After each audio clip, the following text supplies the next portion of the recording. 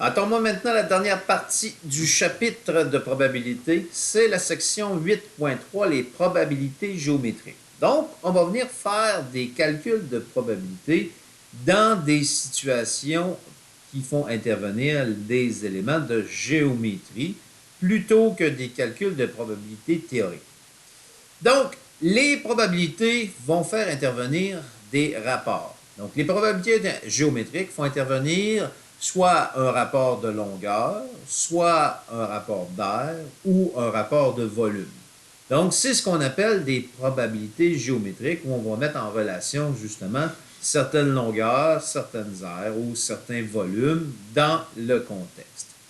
Donc, il existe trois types de probabilités géométriques à une, deux ou trois dimensions.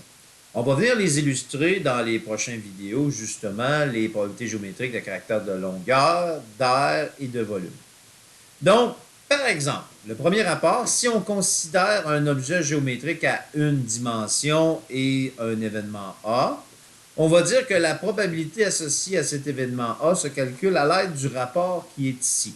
Donc, la probabilité que l'événement A, dans un contexte géométrique de longueur, se réalise, ce sera la longueur qui est favorable à ce que l'événement A se produise sur la longueur totale de l'objet en question.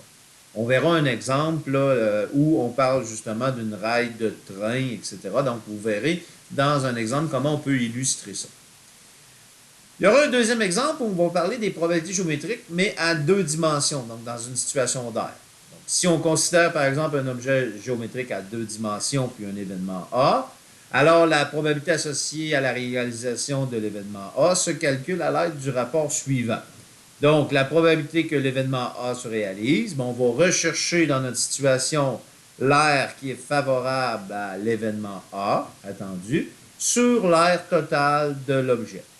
Et bon, dans la même logique, si on a une situation où ça fait intervenir des volumes, ben, encore une fois, un objet en trois dimensions puis un événement A, alors la probabilité associée à l'événement A, on le calcule.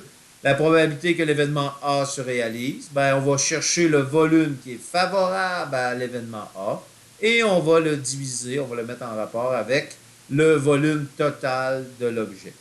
Donc, dans les trois prochaines vidéos, nous allons justement illustrer ces probabilités géométriques à l'aide de trois exemples concrets.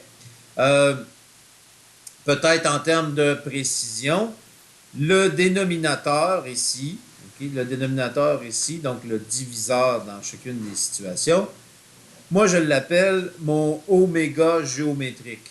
Donc, ça ici, c'est mon univers des possibles géométriques.